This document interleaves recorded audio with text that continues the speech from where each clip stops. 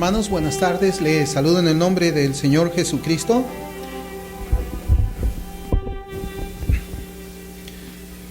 Yo quisiera pedirles que por favor me acompañen con la copia de sus Biblias a la epístola a los Hebreos. Hebreos capítulo 10. Vamos a leer desde el versículo 23 hasta el versículo 31 y en esta mañana nuestro tema va a ser la membresía en la iglesia. ¿Qué significa la membresía en una iglesia? ¿Qué es lo que la Escritura nos enseña acerca de la membresía en la iglesia? Y vamos a utilizar este texto de la palabra para desarrollar nuestro tema en esta tarde. Hebreos capítulo 10, versículos del 23 al 31. La palabra del Señor dice: mantengamos firme, sin fluctuar, la profesión de nuestra esperanza, porque fiel es el que prometió. Y considerémonos unos a otros para estimularnos al amor y a las buenas obras, no dejando de congregarnos como algunos tienen por costumbre, sino exhortándonos, y tanto más cuando veis que aquel día se acerca. Porque si pecáremos voluntariamente después de haber recibido el conocimiento de la verdad, ya no queda más sacrificio por los pecados, sino una horrenda expectación de juicio y de hervor de fuego que ha de devorar a los adversarios. El que viola la ley de Moisés por el testimonio de 2 o de 3 testigos muere irremisiblemente. ¿Cuánto mayor castigo pensáis que merecerá el que pisoteare al Hijo de Dios y tuviere por inmunda la sangre del pacto en la cual fue santificado e hiciere afrenta al Espíritu de gracia? Pues conocemos al que dijo: mía es la venganza, yo daré el pago, dice el Señor. Y otra vez, el Señor juzgará a su pueblo. Horrenda cosa es caer en manos del Dios vivo. Bien, hermanos, en el mes de febrero de este año, hace ya 9 meses, yo prediqué desde este mismo lugar una reflexión acerca de la membresía en la iglesia, y en esta oportunidad yo quisiera que nuevamente reflexionemos en esta enseñanza que es vital e importante para un creyente genuino. No es preciso, hermanos, de que nosotros investiguemos mucho para darnos cuenta de que son muchas las personas que han hecho una profesión de fe en Cristo y no congregan, y tampoco se han hecho miembros de alguna iglesia local. Eso no es necesario que nosotros podamos quizás revisar mucho, lo vemos fácilmente con nuestros propios ojos. Son muchos los que no se hacen miembros de una iglesia local y no asisten regularmente a ella, y las excusas para no hacerlo son muchas.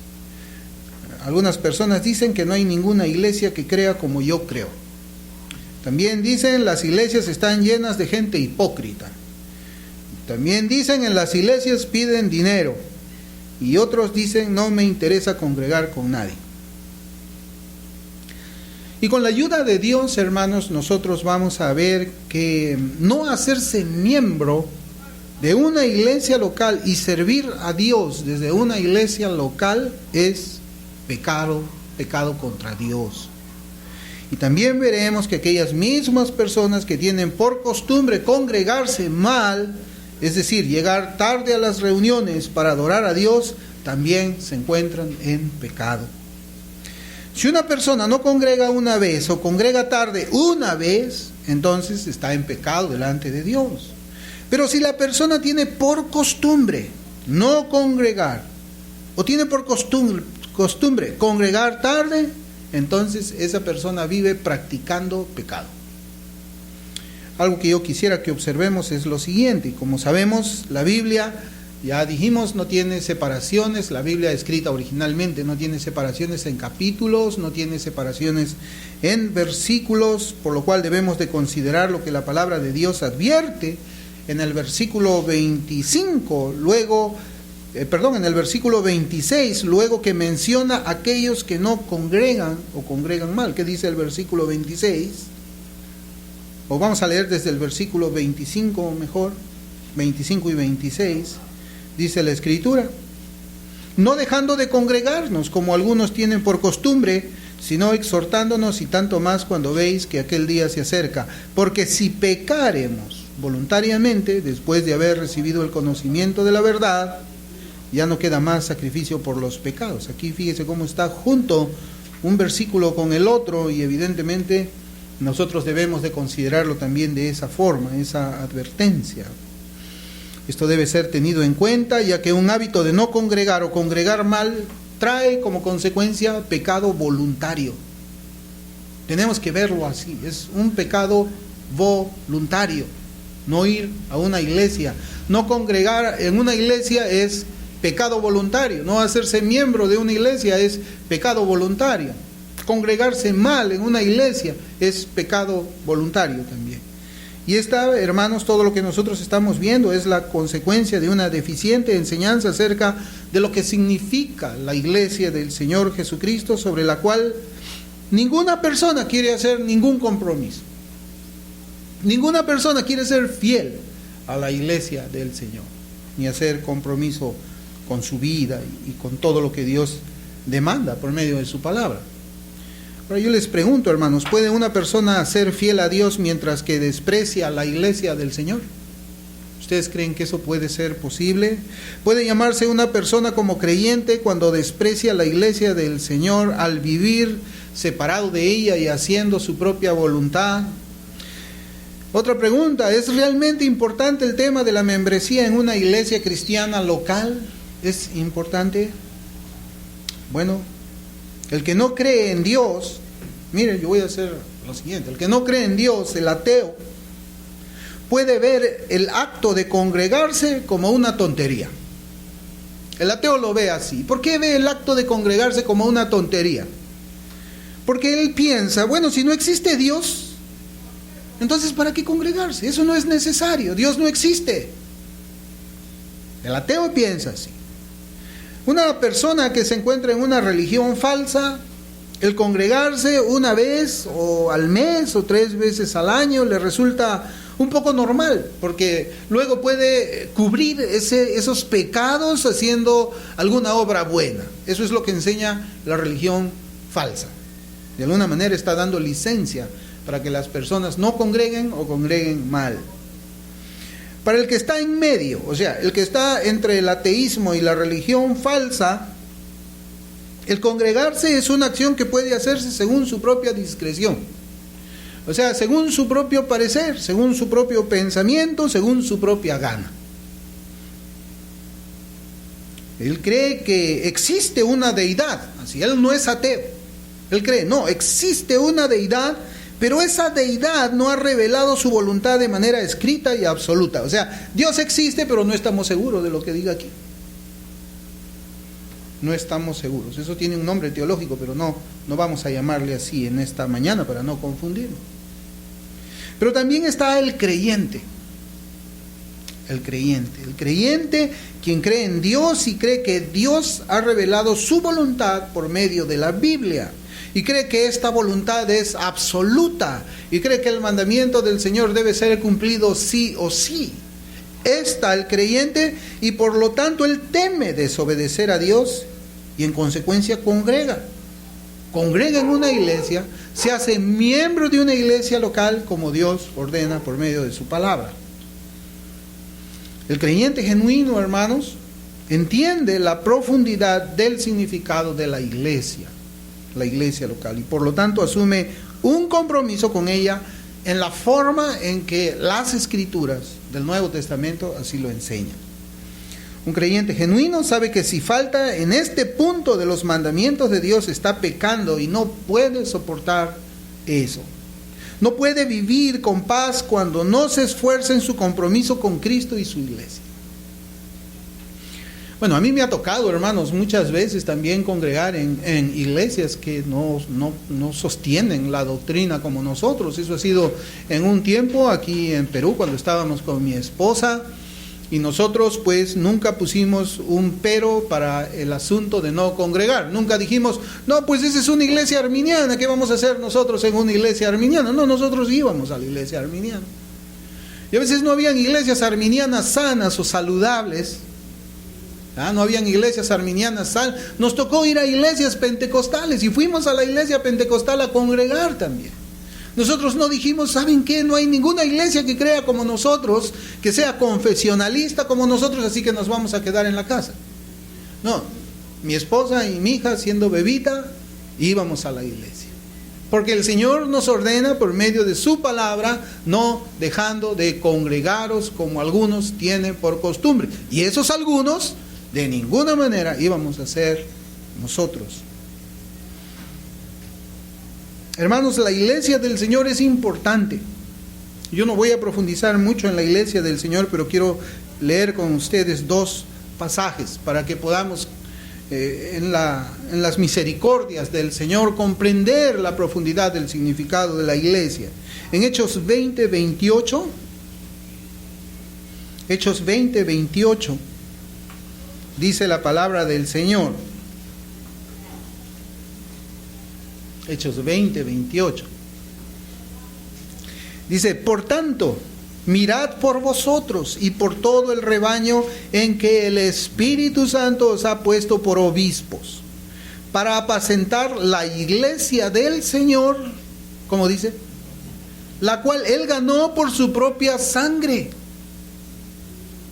Y en Efesios 5:25 también nos enseña este mismo principio. Efesios 5:25 dice, maridos, amad a vuestras mujeres, así como Cristo amó a la iglesia y se entregó a sí mismo por ella. Aquí ya hace una relación entre el matrimonio, entre un varón y una mujer, y Cristo y su iglesia. Sabemos de que el Cristo es el esposo, la iglesia es la esposa de Cristo, y si una persona no tiene un compromiso con la esposa de Cristo, tampoco tiene un compromiso con el esposo que es Cristo. ¿Por qué? Porque son una sola carne, también podríamos decir. Es uno, la iglesia de Cristo con Cristo son uno.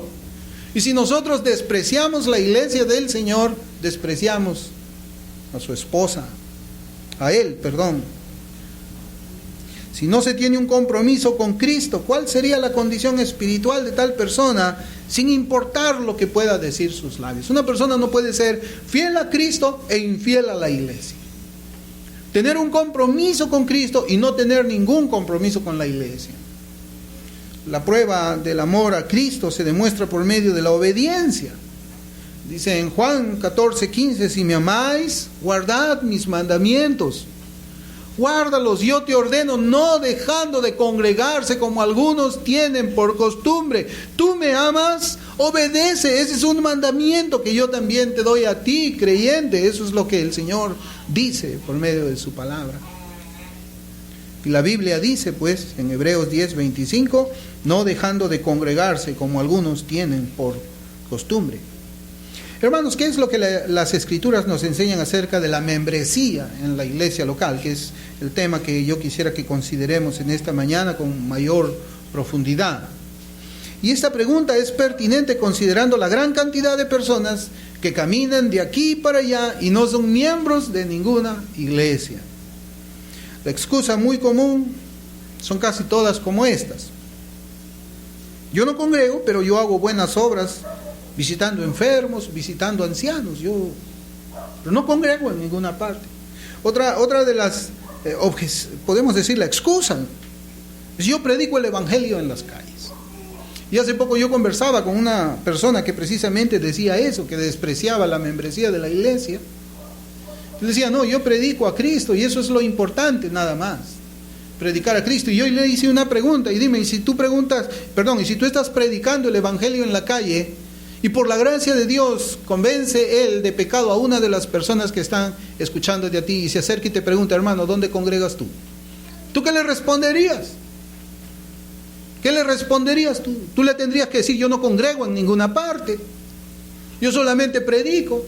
¿Y qué es lo que va a hacer esa persona que está siendo rescatada por el Señor? Pues tampoco va a congregar en ninguna parte. Es preciso evangelizar, pero es preciso también ser miembro de una iglesia. Y es algo que esta persona no entendía. La Biblia enseña de una manera muy clara que no existe ningún creyente que pueda vivir la vida cristiana separado de una iglesia local.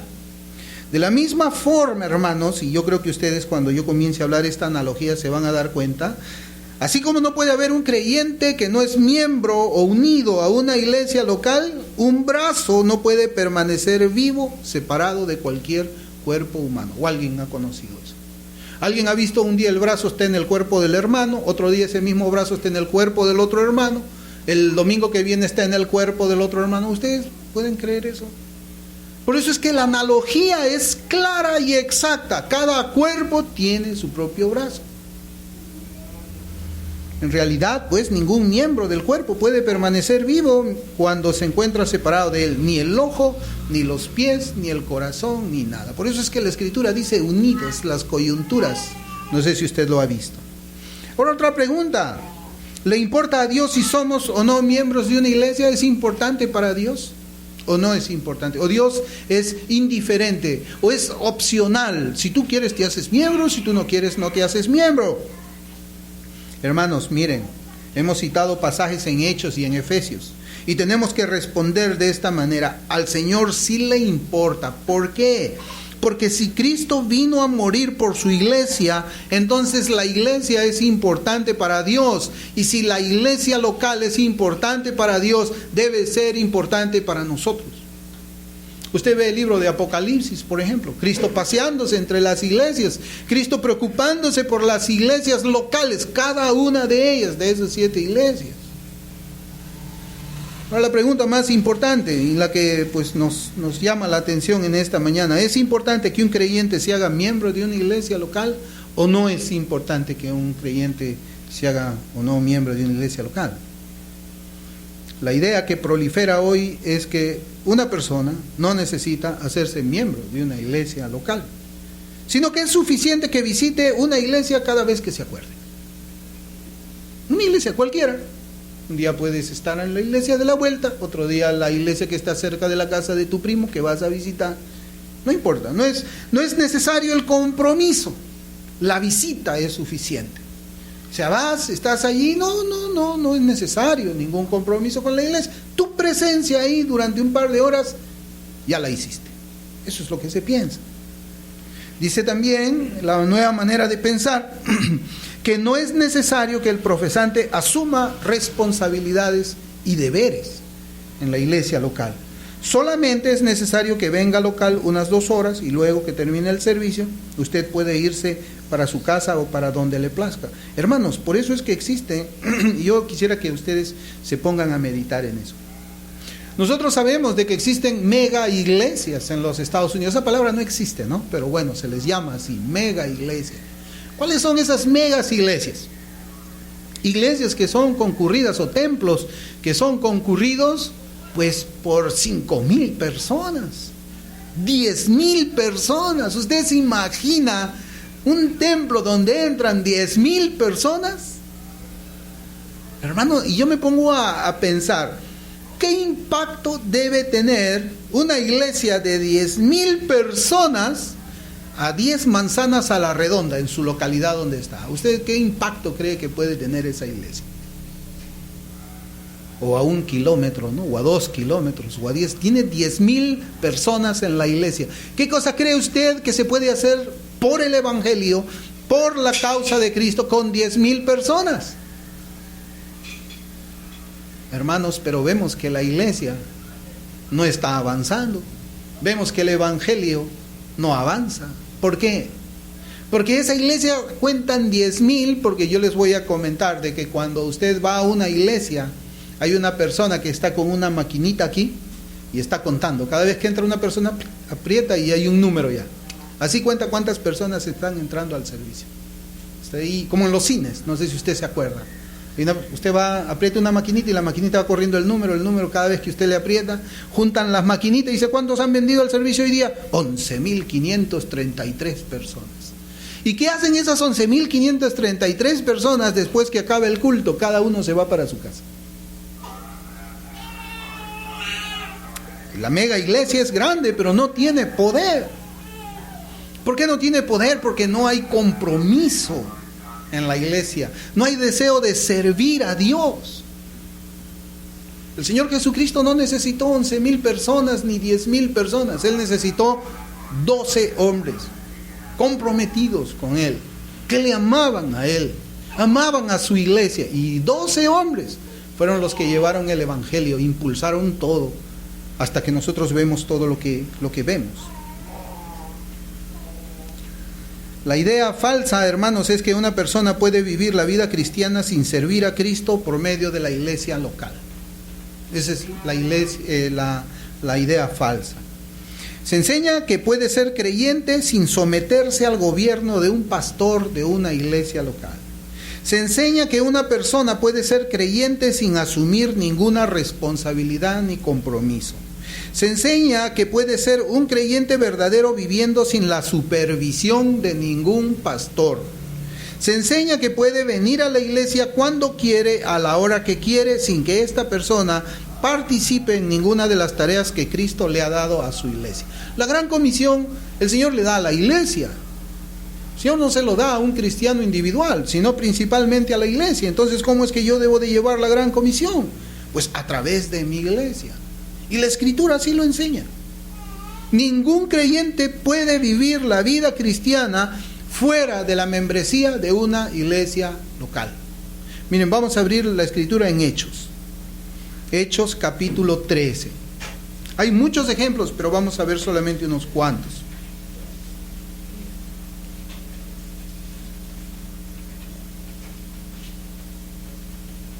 Hechos capítulo 13, vamos a leer los 3 primeros versículos.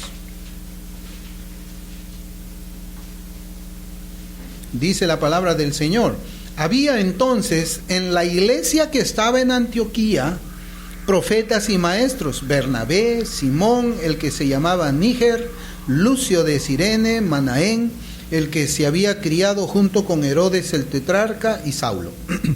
Ministrando estos al Señor y ayunando, dijo el Espíritu Santo: apartadme a Bernabé y a Saulo para la obra a que los he llamado.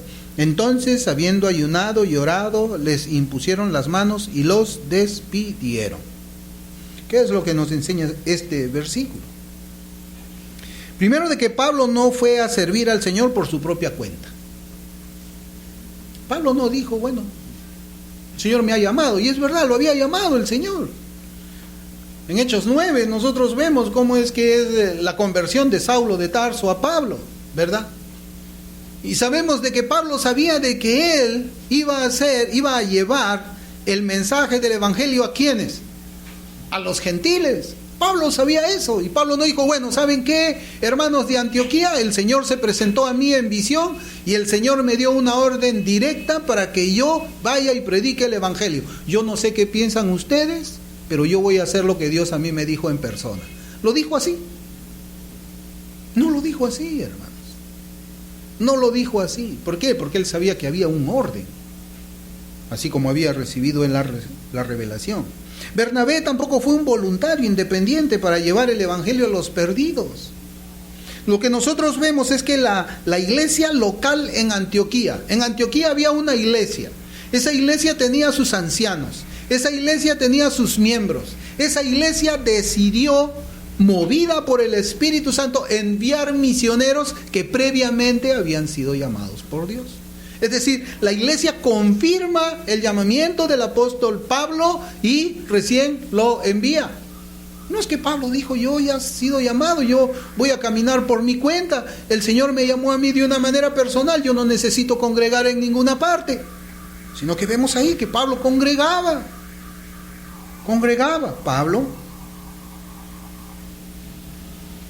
Ellos desarrollaron su don espiritual por medio de una iglesia que los envía. Ahora es diferente, ¿verdad? Ahora pues cada una persona es expulsado de una iglesia, ¿y qué es lo que hace? Forma mi iglesia. Como sucedió con, ¿cómo se llama? Simón el Mago. O sea, la escritura no está, pero los historiadores antiguos dicen de que después de que Simón el Mago fue expulsado de allá de la iglesia en Samaria, ¿qué cosa es lo que él hizo? Fundó su propia iglesia, su propia secta. Así también es ahora. Uno se manda solito a predicar el evangelio. Si tiene una casa con un local grande, mucho mejor, ya no pago alquiler. Compra él mismo sus sillas, pone su letrero, iglesia del distrito tal, pastor, yo. ¿Y quién lo ordenó? ¿Quién lo envió? ¿Qué iglesia lo confirmó? No, hermanos, este es un modelo para enseñarnos la importancia de la iglesia local para desarrollar los dones que Dios ha dado a su pueblo. Hay también muchas personas que dicen que ellos no ven que la iglesia, en la Biblia se hable de membresía. Pues sí, no dice la palabra miembro, ¿verdad? Ustedes van a decir de esa manera y yo voy a tener que reconocer, pero pastor, ¿dónde se utiliza la palabra miembro? ¿Dónde dice que Pablo se hizo miembro? ¿Dónde dice que fulano se hizo miembro de la iglesia local? Pues sí, tampoco está la palabra Trinidad en la Biblia, pero y no existe por eso, hermanos. Sí existe, ¿verdad? Es un Dios trino. 3 personas, un solo Dios. Así también nosotros encontramos. Mire, vamos a abrir Primera de Corintios. Hay muchos pasajes, pero por razón de tiempo nosotros vamos a citar unos. Primera de Corintios, capítulo 5, vamos a leer versículos 12 y 13. Primera de Corintios 5, 12, 13. La palabra del Señor dice: porque ¿qué razón tendría yo para juzgar a los que están fuera? ¿No juzgáis vosotros a los que están dentro? Porque a los que están fuera Dios juzgará. Quitad pues a ese perverso de entre vosotros. Hermanos, ¿a quién le escribe el apóstol Pablo inspirado por el Espíritu Santo? ¿A la iglesia universal? ¿O le está escribiendo a una iglesia local que se encontraba en la ciudad de Corinto? A una iglesia que estaba en Corinto. Ahora una pregunta: ¿quiénes son los que están fuera? ¿Quiénes son los que están dentro? ¿Fuera de qué? ¿Fuera del grupo de personas o fuera de las paredes? ¿Se refiere Pablo aquí de expulsar de la membresía a una persona? Por supuesto que se refiere a eso, hermanos. Por supuesto que se refiere a eso. Aquí se nos habla de un grupo, de una familia que debe de juzgar la conducta de uno de sus miembros y expulsar de esa confraternidad o familia a una persona en particular. Eso es lo que nos enseña la Escritura. Y otro pasaje también está en Hechos 9. En Hechos 9, versículos 26 y 28. Para entender este pasaje que vamos a leer, hermanos, nosotros debemos de comprender también de que en la iglesia primitiva, así como nosotros, tenían su servicio abierto. O sea, la iglesia nunca tuvo las puertas cerradas, salvo la iglesia que era perseguida, ¿no? Y se juntaban otros miembros. Pero nosotros entendemos de que la iglesia siempre ha tenido las puertas abiertas, de tal forma que las personas puedan entrar a escuchar el mensaje del Evangelio, el mensaje de la palabra del Señor. Igual si usted lee en la Escritura, en el libro de los Hechos, o en las cartas también, va a encontrar que eso ha sido así. En Hechos 9, del 26 al 28. Luego de que Pablo es convertido, mire cómo es la actitud de este hombre. Cuando llegó a Jerusalén trataba de juntarse con los discípulos, pero todos le tenían miedo, no creyendo que fuese discípulo. Entonces Bernabé, tomándole, lo trajo a los apóstoles y les contó cómo Saulo había visto en el camino al Señor, el cual le había hablado, y cómo en Damasco había hablado valerosamente en el nombre de Jesús, y estaba con ellos en Jerusalén, y entraba y salía. Hermanos, ahí hay una palabra importante, la palabra juntarse. Esa palabra juntarse es la que, si usted quiere, la marca en su Biblia. Yo les decía que la iglesia primitiva, así como la nuestra, no puede cerrar la puerta a las personas que deseen venir y escuchar el mensaje de Dios. Y aquí vemos a Pablo tratando de juntarse. O sea, no es que Pablo llegaba a la iglesia y se paraba ahí atrás y estaba escuchando la predicación, terminaba la predicación y él se retiraba. La Biblia dice trataba de juntarse. ¿Qué significa esto? Bien, si nosotros vemos otras traducciones de la Escritura, vamos a tener una idea qué significa esta acción de juntarse. Por ejemplo, esto lo estamos leyendo nosotros en el versículo 26 de Hechos 9. La versión Castellán lo ha traducido de esta forma. Dice: llegando a Jerusalén, intentaba unirse a los discípulos, pero todos le temían y no creía que fuera discípulo. Quizás acá nos enseña membresía regenerada, ¿no? Podríamos usarlo, pero vamos a seguir en nuestro punto. La versión Yuneman dice, del mismo versículo: y llegando a Jerusalén intentaba adherirse a los discípulos, y todos temíanle, no creyendo que es discípulo. Interesante, hermanos. Qué interesante cuando nosotros lo leemos de otras versiones de la Escritura, porque intentaba juntarse. Simón el Mago también se juntaba con Felipe, dice la Escritura. Pero esa palabra griega que ha sido traducida al español como juntarse, adherirse, unirse, es la palabra griega kolao. Kolao. Es de donde viene nuestra palabra en español cola. Cola, no la cola del perrito, el pegamento, cola o encolar, cola o encolar. El diccionario Vine define esta palabra de la siguiente manera: significa unir fuertemente, encolar, cementar. Se usa primariamente de metales y de otros materiales, de cola. En el Nuevo Testamento se usa solo en la voz pasiva con sentido reflexivo, en el sentido de juntarse a alguien, como de unirse a la propia esposa. Mateo 19:5 dice: se unirá a su mujer, se encolará, se adherirá a su mujer. En Lucas 10:11 se usa del polvo que se pega a los pies, cuando dice: sacude el polvo de tus sandalias, que están ahí adheridos, juntados. En Hechos 5:13, Hechos 8:29, Hechos 9:26, Hechos 10:28, Hechos 17:34, en el sentido de asociarse con una persona para quedar en su compañía o estar de su parte, dicho en el último pasaje de aquellos en Atenas que creyeron. Véase arrimar, pegar, unir. Pablo trataba de arrimarse a los hermanos.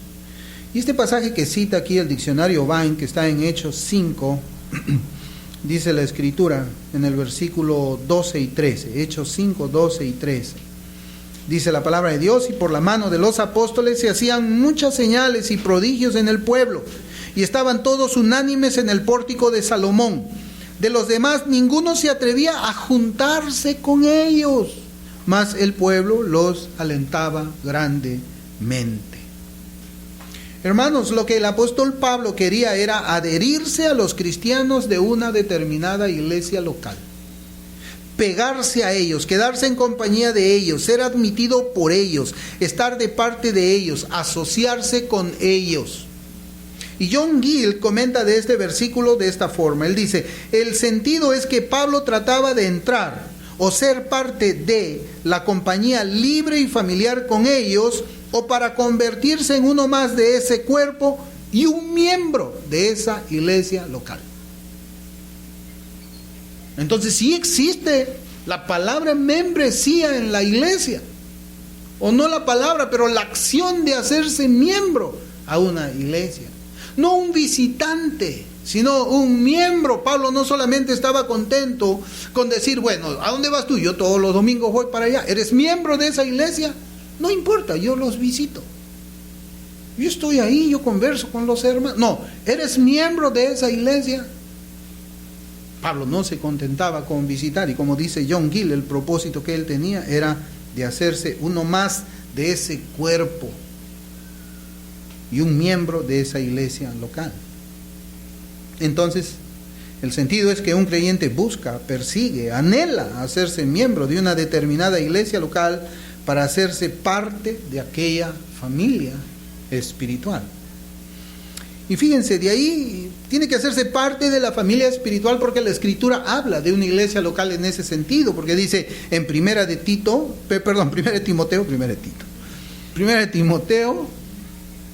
capítulo 3, versículos 4 y 5, dice la Escritura en cuanto a los requisitos de los obispos. Mire cómo dice. Primera de Timoteo, capítulo 3, versículos 4 y 5, dice: mire cómo es que tiene que ser el pastor: que gobierne bien su casa, que tenga a sus hijos en sujeción con toda honestidad. Pues el que no sabe gobernar su propia casa, ¿cómo cuidará la iglesia de Dios? El que no sabe gobernar su propia familia, ¿cómo va a gobernar la familia de Dios, que es la iglesia local? ¿Usted se da cuenta? ¿Lo puede ver, hermano? Aquí se compara la iglesia con una familia. ¿Qué es una familia? Nosotros nos acordamos de cuando éramos pequeños. ¿Quién es mi familia? Mi mamá, mi papá, mis hermanos y yo. ¿Tu tío es tu familia? Sí, es un familiar. No es mi familia, es un familiar que viene, nos visita, todos los domingos viene, está con nosotros, nos acompaña al almuerzo y después se va. Él no es parte de mi familia, él es un familiar, una visita. Y así, hermanos, como la familia tiene miembros, papá, mamá, hermanos, de la misma forma la iglesia local también los tiene. Porque de no ser así, ¿sobre quiénes va a gobernar un pastor? ¿Sobre quiénes? Díganme. Una pregunta importante es la siguiente: si una iglesia genuina es aquella que practica la disciplina eclesiástica, ¿cómo podría hacer esto si no hay personas, miembros en la iglesia local donde Dios lo ha puesto a servir? O sea, ¿cómo el pastor va a disciplinar a una persona que viene de visita nada más? Por eso es que nosotros tenemos membresía y disciplinamos a los miembros de nuestra iglesia, no a la visita. Yo no puedo ir a la iglesia que está a la vuelta a disciplinar a un hermano que congrega en esa iglesia. Eso es imposible. ¿Quién es la única persona que hace eso? El Papa. El Papa puede disciplinar a la iglesia que esté en Perú, a uno de sus partidarios que esté en la iglesia en Corea, donde estén. Es el Papa, tiene autoridad sobre todo. Pero nosotros acá vemos, cada familia debe practicar la disciplina. Una persona no puede, un pastor no puede disciplinar a un hermano que congrega en una diferente iglesia a la suya. Hermanos, ¿cuál era el espíritu de la iglesia primitiva también? En Hechos 2:42 dice: y perseveraban en la doctrina de los apóstoles, en la comunión unos con otros, en el partimiento del pan y en las oraciones. El espíritu de la iglesia primitiva era perseverar. Perseverar, ese era el espíritu. Y el Nuevo Testamento, y yo les voy a decir esto bien claro, el Nuevo Testamento no habla de creyentes que no tengan compromiso o membresía con una iglesia local. ¿No dice la Escritura? Y el Señor iba añadiendo a la iglesia los que iban siendo salvados. Se iban añadiendo, se iban haciendo miembros y miembros. Y la iglesia estaba en diferentes casas, y cada casa tenía su propia reunión, y cada casa tenía sus propios miembros. La iglesia primitiva era una iglesia ordenada. No era una iglesia que decía: hoy día me voy a ir a la casa del hermano Panchito, el próximo domingo me voy a ir a la casa del hermano Jorge, y el próximo domingo me voy a ir a la casa del hermano Tito. No, ellos iban a esa casa, congregaban en esa casa, hacían su disciplina en esa casa, pasaban la cena del Señor en esa casa. Era su familia espiritual, eran miembros de esa iglesia. Ellos no andaban un domingo en una iglesia y otro domingo en otra iglesia. El compromiso fiel de los cristianos primitivos era con su tiempo, sus bienes y su servicio a la iglesia local. Hoy en día, pues, hermanos, se quiere vivir de una manera diferente. Se quiere vivir de una manera individualista, no colectiva. Se quiere vivir de una manera egoísta y no participativa. Y esa clase de cristiandad no existe en la Biblia. Y debemos dudar de la conversión de aquellos que enseñan o viven de esa manera. Hermanos, la membresía de la iglesia, yo creo que ya nos quedó claro que la membresía está en la Biblia. ¿Ya? Ahora, la membresía en la iglesia demanda obligaciones, así también como concede privilegios. Y dentro de los privilegios, yo quiero comenzar por los privilegios, debemos enumerar los siguientes. Primero, alimento espiritual. En Mateo 4:4 dice: y respondió y dijo, escrito está, no solo de pan vivirá el hombre, sino de toda palabra que sale de la boca de Dios. En Juan 17:17 dice: santifícalos en tu verdad, tu palabra es verdad. La iglesia local es el lugar donde va el creyente y recibe alimento espiritual. Recibe alimento espiritual. Juan Calvino decía que la iglesia del Señor él le llamaba a él como la madre. ¿En qué sentido? Así como una madre le da de lactar alimento a su hijo por medio de su seno, así la iglesia también alimentaba a los cristianos por medio del púlpito. Los cristianos asistían a la iglesia para recibir alimento. De ahí es donde viene la palabra pastorear. Pastorear viene de la palabra pastor. ¿Y qué es lo que hacía el pastor? Llevar al rebaño donde hay pasto. O sea, cuando el pastor está pastoreando es porque está dando alimento al pueblo del Señor.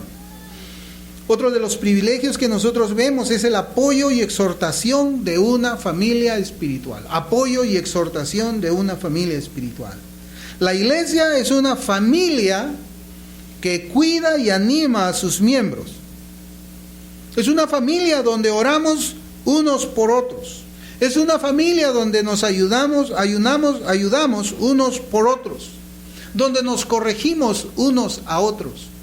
Esa es la familia. Por eso es que en Gálatas capítulo 6 versículos 1 y 2 dice: hermanos, si alguno fuere sorprendido en alguna falta, vosotros que sois espirituales, restauradle con espíritu de mansedumbre, considerándote a ti mismo, no sea que tú también seas tentado.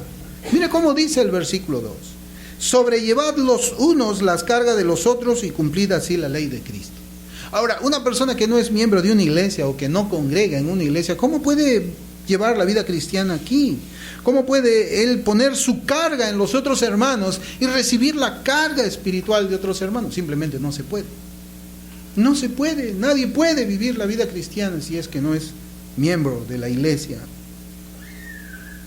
La iglesia local también da el privilegio, la oportunidad de usar sus dones en el servicio a Dios. Ya vimos nosotros en Hechos 13 cómo es, pero en Efesios 4, 11 y 12... dice: y él mismo constituyó a unos apóstoles, a otros profetas, a otros evangelistas, a otros pastores y maestros, a fin de perfeccionar a los santos para la obra del ministerio, para la edificación del cuerpo de Cristo. Nosotros como familia tenemos que procurar la edificación de cada uno de nosotros. Por eso es que existe una relación íntima, y yo les digo así, íntima. Nosotros sabemos que hermano es el que está pasando tal necesidad porque nos carga de esa manera. Nosotros le ayudamos, le apoyamos en oración. Y así también cada uno de nosotros hace uso de sus dones dentro de la iglesia. La predicación no es el único don, hermanos, que hay. No recuerdo cuántos dones son exactamente. Está el don de fe, el don de servicio, don de administrar, ¿no? Hay tantos dones. ¿En dónde lo va a desarrollar usted? ¿En dónde lo puede desarrollar? Si no es en la iglesia local. Usted, cuando lea de los dones y usted identifique su don, ¿dónde lo va a desarrollar? Tiene que ser dentro de la iglesia. Otro de los privilegios también es el cuidado personal de sus almas. Es decir, los miembros reciben cuidado pastoral. A mí a veces hermanos me escriben, ¿no? Pidiéndome consejos. Ahí me escriben por el email. Pues son hermanos, yo no dudo, ¿no? Y me hacen diferentes temas de consejería. Yo lo primero que le pregunto a esa persona es: ¿usted congrega en alguna iglesia local? Sí, yo congrego en una iglesia local. Entonces, ¿por qué no va usted donde su pastor? Porque su pastor es el que más lo debe conocer. Yo no conozco su persona, yo no sé cómo es que usted anda en los caminos del Señor. Su pastor sí lo sabe y él le va a poder aconsejar. No es que yo me niegue, hermanos, no es que yo me niegue, pero seamos honestos. Es difícil dar una consejería pastoral a una persona que usted no conoce. Nos ha tocado en algún momento, sí, a mí me ha tocado hacerlo. Yo espero en el Señor haberlo hecho bien, pero no existe la seguridad absoluta, claro que nunca va a existir, pero en cambio en mi congregación, a los hermanos que son miembros, yo sí conozco cómo es su entrada, cómo vienen acá, qué es lo que hacen mientras yo estoy predicando, si están durmiendo, si están prestando atención, a qué hora llegan, porque cuando se presentan por ahí, yo veo la hora y digo, llegó a esta hora. Yo conozco todo. Cómo hablan, yo les escucho y hay que corregir. Hermano, usted no puede hablar de esta manera. Hermano, usted es muy brusco en esta parte. Porque una persona que va a venir de otra iglesia a buscar consejería aquí, yo no voy a saber todas esas peculiaridades de su caminar, ¿verdad, hermanos? Entonces, ¿cómo puedo hacer yo una consejería? Pero cuando uno es miembro de una iglesia, Aquí está el pastor. Pastor, tengo problemas acá, mire, en mi casa, tengo problemas en mi trabajo. Pastor, y el pastor está allí, consolando, atendiendo la oveja. Lo que pasa es que esto de la internet ha hecho creer en la idea falsa de una iglesia virtual, con pastores virtuales, que ahí también pasan la Santa Cena virtual, hacen disciplina virtual también. ¿Cómo se puede hacer eso? Todo eso se hace, hermanos, cuando una persona se hace miembro en una iglesia local. Por eso 1 de Pedro 5:2 dice: apacentad la grey de Dios que está entre vosotros, cuidando de ella, no por fuerza, sino voluntariamente, no por ganancia deshonesta, sino con ánimo pronto. Aquí la Escritura me dice que yo debo apacentar a la grey que está entre mí. ¿Y cuál es la grey que está entre mí? Ustedes. Uno puede prestar una ayuda en alguna cosa, pero ustedes es la grey a la que yo debo pastorear. Ahora, de las responsabilidades, hermanos. Vamos a ver las responsabilidades, y yo quisiera enumerar las siguientes. Primero, un miembro debe tener un compromiso con Cristo y con su iglesia. ¿Por qué? Porque el creyente ya no se pertenece a sí mismo. Él le pertenece ¿a quién? ¿Y a quién tiene que tener compromiso? ¿Con quién? Con Cristo y con su iglesia, donde el Señor lo pone para que sirva y desarrolle sus dones. En 1 Corintios 6:20 dice: porque habéis sido comprados por precio, glorificad pues a Dios en vuestro cuerpo y en vuestro espíritu, los cuales son de Dios. Has sido comprado por precio, tú no te perteneces. Debes obedecer lo que Dios dice por medio de su palabra. 2 Corintios 10:7 dice igual: miráis las cosas según la apariencia. Si alguno está persuadido en sí mismo que es de Cristo, esto también piense por sí mismo, que como Él es de Cristo, así también nosotros somos de Cristo. Habla de iglesia. Nosotros, la iglesia de Corinto, Él es de Cristo, nosotros también, y debemos de tener compromiso con el Señor. Otras de las responsabilidades es la sumisión a los oficiales de la iglesia. La Escritura reconoce dos clases de oficios en la iglesia: pastor y diácono, nada más. Y Hebreos 13:17 dice: obedeced a vuestros pastores y sujetaos a ellos, porque ellos velan por vuestras almas como quienes han de dar cuenta, para que lo hagan con alegría y no quejándose, porque esto no es provechoso. Una persona que no congrega, ¿cómo puede obedecer a un pastor? ¿Cómo? No puede. Una persona que viene o no es miembro de una iglesia y visita una iglesia, viene de visita, ¿cómo puede sujetarse a un pastor? Solamente la membresía, hermanos, hace formal ese lazo de unidad, y puede haber disciplina, puede haber sujeción.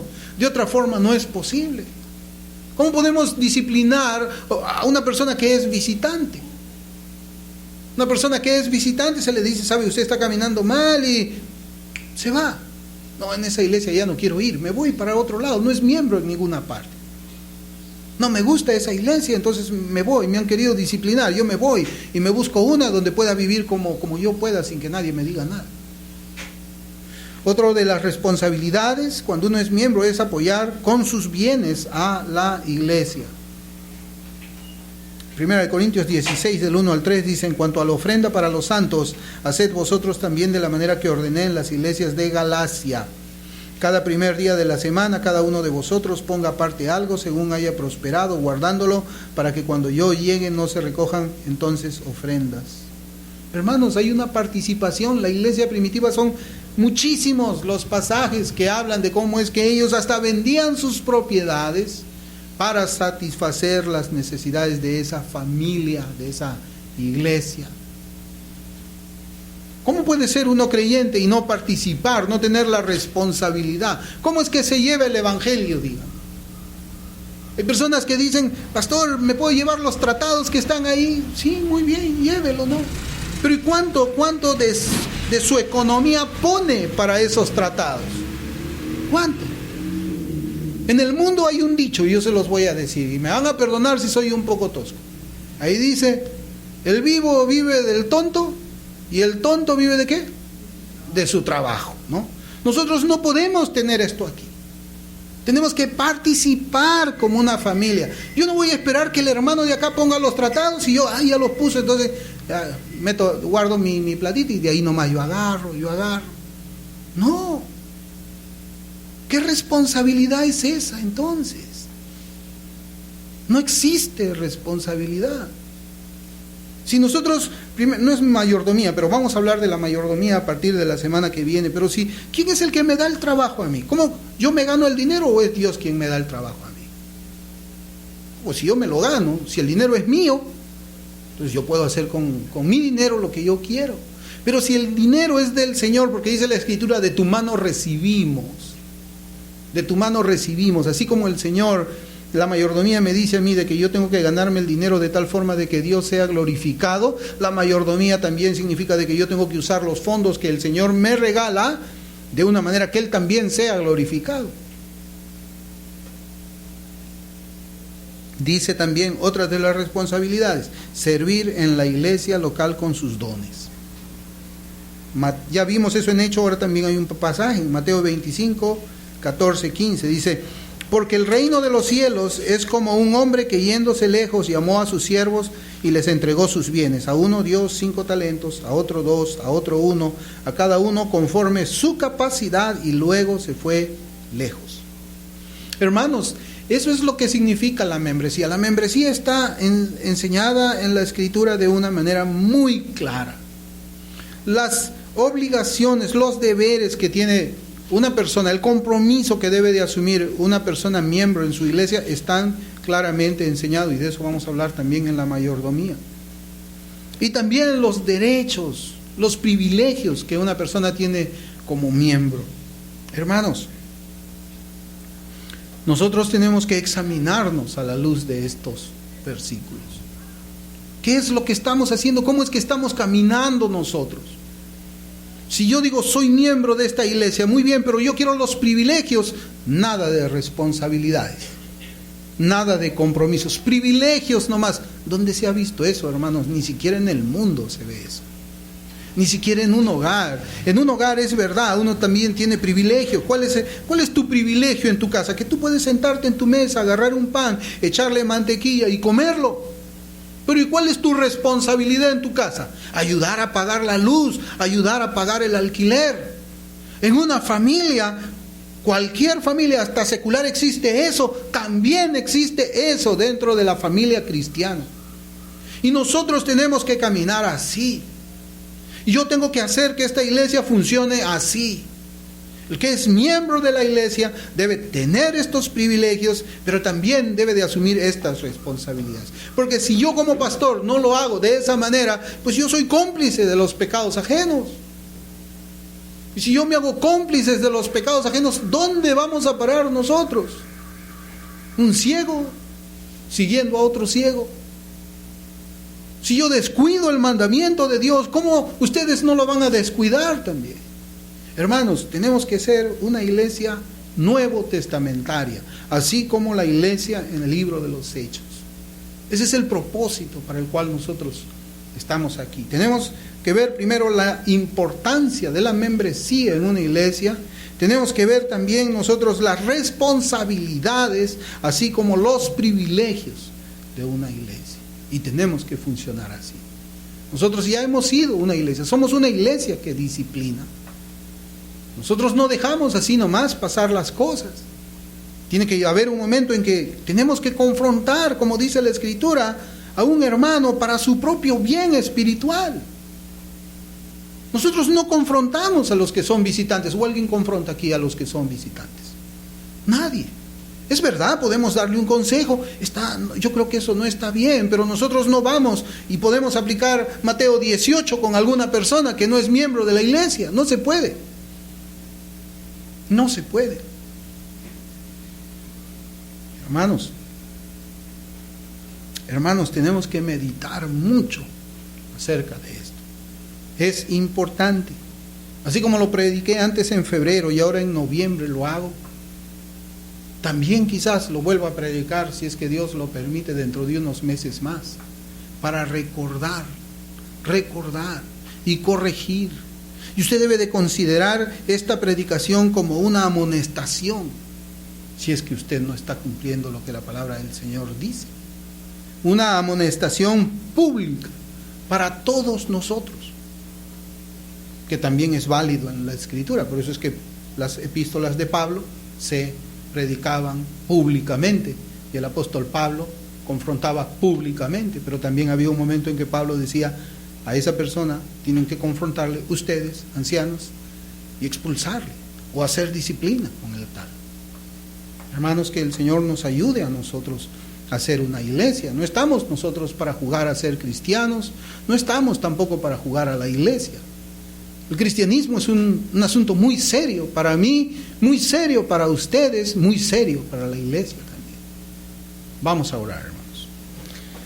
Amado Padre que estás en los cielos, te damos, Señor, toda la gloria, toda la honra. Te agradecemos, Señor, por la palabra que tú nos enseñas. Señor bendito, cuán importante, Señor, es la membresía a una iglesia local. Señor, cuán importante son los privilegios que tú traes, Señor, como los medios de gracia por medio de tu iglesia local, y así como nuestras responsabilidades. Señor, que este mensaje sea guardado y sellado en nuestros corazones, que meditemos, Señor, en nuestros caminos, y que tu Espíritu Santo, Señor, nos confronte. Señor, no nos dejes a nosotros a nuestra propia suerte, Señor, sino obra tú en nosotros, Señor, esa convicción, Señor, de pecado si es que estamos caminando mal. Y ayúdanos a arrepentirnos de verdad, Señor, y corregir nuestros caminos. Te damos las gracias, Dios bueno, en el nombre de Jesús. Amén.